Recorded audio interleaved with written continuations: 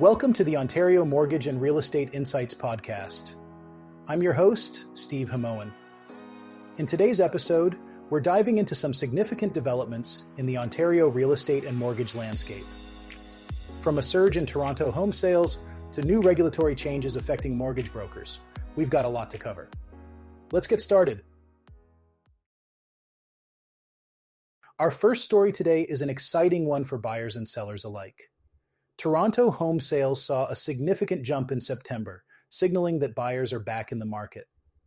According to the Toronto Regional Real Estate Board's monthly market report, home sales were up by 8.5% year over year in September. This uptick follows a subdued spring and summer market and represents the biggest year-over-year sales increase since February, when sales went up by almost 18%.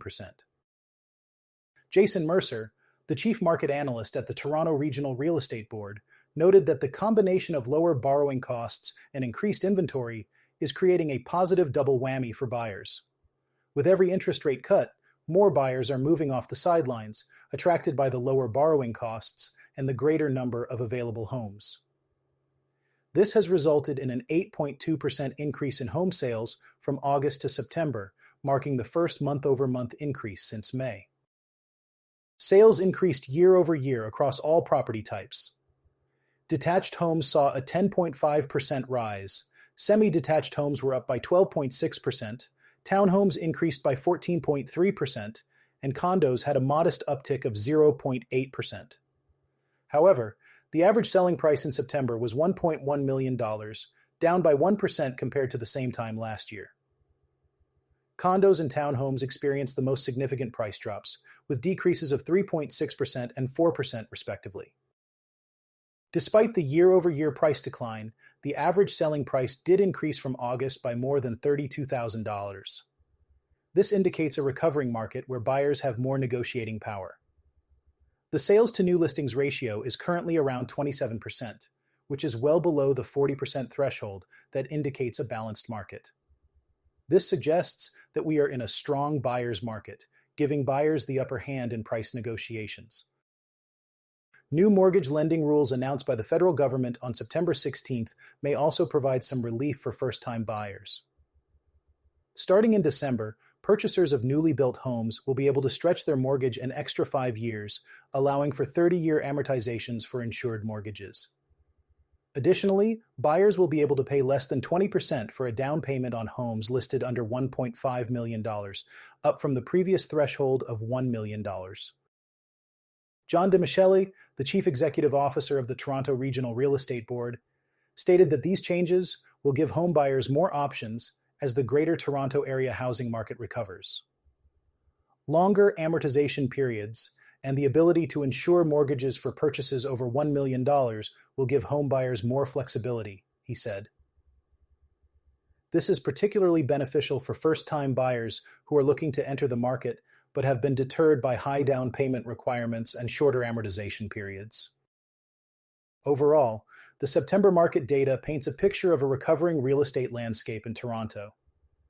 With increased sales, more inventory, and new mortgage rules set to take effect, it seems like a good time for buyers to consider entering the market. Sellers, on the other hand, might find it a bit more competitive, but still promising given the increased buyer activity. That's it for our first story. Stay tuned as we dive into the new regulatory changes affecting Ontario mortgage brokers next.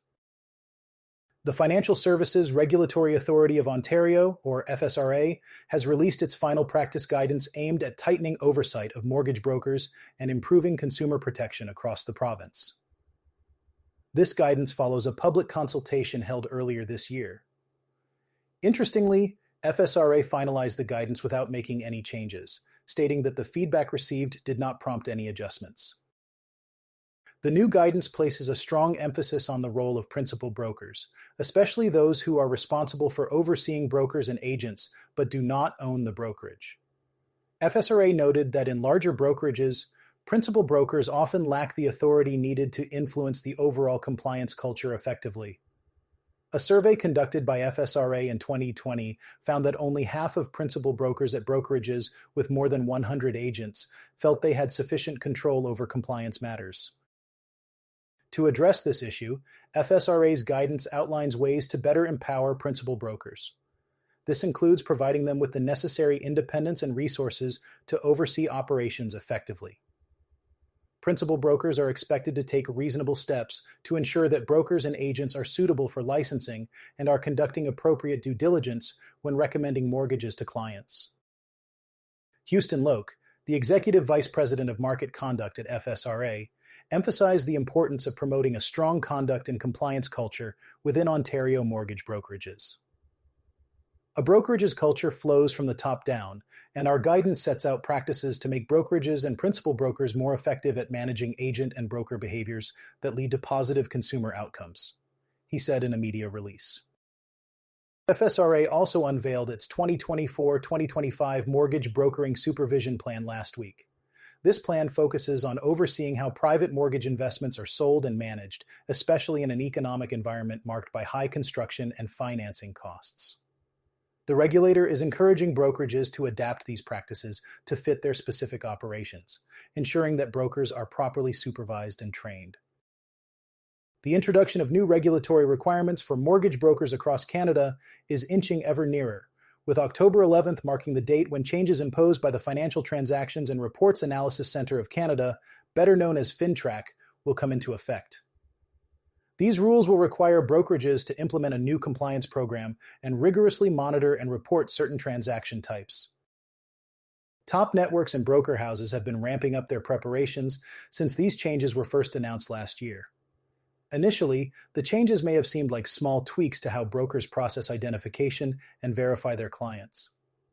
However, digging deeper into the new rules has revealed that a significant effort is required across the board to get up to speed with FINTRAC's expectations. Dave Teixeira, the Executive Vice President at DLCG Mortgage Group, highlighted that the changes will encompass much more than just more stringent verification of clients. It's risk assessment, it's client monitoring for up to 5 years. Every year, you have to do an effectiveness audit, he told Canadian Mortgage Professional. There's all sorts of pieces here. The first step, he said, was ensuring the company's agents across the country were apprised of the new lay of the land. No small feat, with over 9,000 agents from coast to coast. Communication with FINTRAC on the regulations was also paramount, as well as developing and rolling out comprehensive training and technology offerings for agents and brokers. The new requirements have been greeted with mixed reactions within the industry. Teixeira noted that the same processes have long been in place in other industries, including banking and wealth management. He suggested that compliance with the changes would eventually become second nature to the industry, and remained optimistic about how it will adjust to the new era. It's that real protection in there. We always tend to lean into the regulations, he said. At the Canadian Mortgage Summit, industry leaders addressed the state of Canada's mortgage market amid rising interest rates. Despite challenges, lenders are optimistic, with most mortgage holders in good standing and low defaults. Teixeira emphasized the importance of maintaining a close relationship with regulators. We might not always agree with them and will express our concerns, but by having a close relationship with the regulators, we find that we always come out ahead, and that's a benefit to our agents and owners, he said. The new regulatory framework marks a significant change to the way brokers are required to run their shops, but they're far from the first big adjustments mortgage professionals have faced when it comes to oversight. In British Columbia, the province's regulator, now the BC Financial Services Authority, changed its Form 10 disclosure rule in 2016, requiring brokers to state how much they're paid. The following year, the national banking regulator introduced the B20 guidelines, which hiked mortgage qualification requirements for borrowers. Those changes were met with a strong reaction within the industry, but have since become accepted as part of the job. And that's also likely to be the case with FINTRAC's new framework, Teixeira said. We, the industry, are kind of put off by change because it's extra work and it's new and it's different, he said. But then within 6 to 12 months, it's just like gravity. It's just part of the process. Preparing for October 11th is best described as a sprint within a marathon, he said. The sprint entails getting training, communication, and technology solutions in place for that date, while the marathon continues afterwards with the requirement to provide annual training and help brokerages meet audit requirements. It remains to be seen how smoothly the wider industry will adjust to the new rules and whether any teething problems will emerge. Teixeira emphasized that DLCG is ready. Ultimately, he said the changes are to be welcomed. I think these regulations are good, and it elevates our industry, he said. It shows that we're professionals. We don't run from the responsibility. No one should want to aid in money laundering. No one should want to aid a terrorist organization. So these new procedures might feel a bit onerous at the start, but the intent is to stop really bad things from happening. And if we can play a role in that, we should. Peter Routledge, the superintendent of the Office of the Superintendent of Financial Institutions, spoke at the Toronto Region Board of Trade on Wednesday and expressed his pleasant surprise at how well Canadians have managed a wave of mortgage renewals.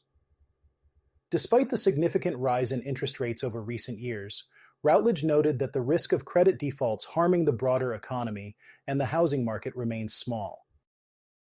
Routledge stated, "All the evidence right now is that households have managed through this quite well."